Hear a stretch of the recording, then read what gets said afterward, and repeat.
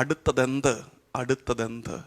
ശരിക്കും ആ ചോദ്യം കർത്താവിൻ്റെ മുമ്പിൽ നമ്മൾ വെളുമയോടെ ചോദിക്കണം. കർത്താവേ, വലിയ ശരണബോധത്തോടെ ഞങ്ങൾ ചോദിക്കുകയാണ്, വാട്ട്സ് നെക്സ്റ്റ്? ഇനി എന്ത്, ഇനി എന്ത്? നമ്മൾ മനസ്സിലാക്കേണ്ടത് അന്നും ഇന്നും സ്വർഗത്തിൻ്റെ ഉത്തരം ഒരൊറ്റ കാര്യമേ ഉള്ളൂ.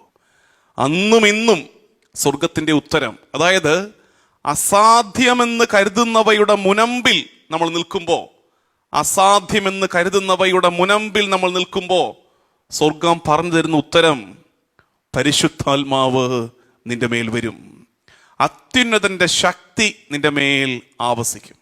അതായത് മറിയത്തിന്റെ കോണ്ടെക്സ്റ്റിൽ മനസ്സിലാക്കുകയെ, മറിയം ചോദിക്കുന്നത് ഇതെങ്ങനെ സംഭവിക്കും, ഞാൻ പുരുഷനെ അറിയുന്നില്ലല്ലോ എന്ന് വെച്ചാൽ അവള് ദൈവത്തിന് വേണ്ടി തന്നെ സമർപ്പിച്ചവളാണ്. അപ്പോൾ അവള് പറയുന്നത് ഞാൻ പുരുഷനെ അറിയുന്നില്ല, ഇനിയൊട്ട് അറിയാൻ ഉദ്ദേശിക്കുന്നുമില്ല. അങ്ങനെ ഞാൻ അർത്ഥമുണ്ട്.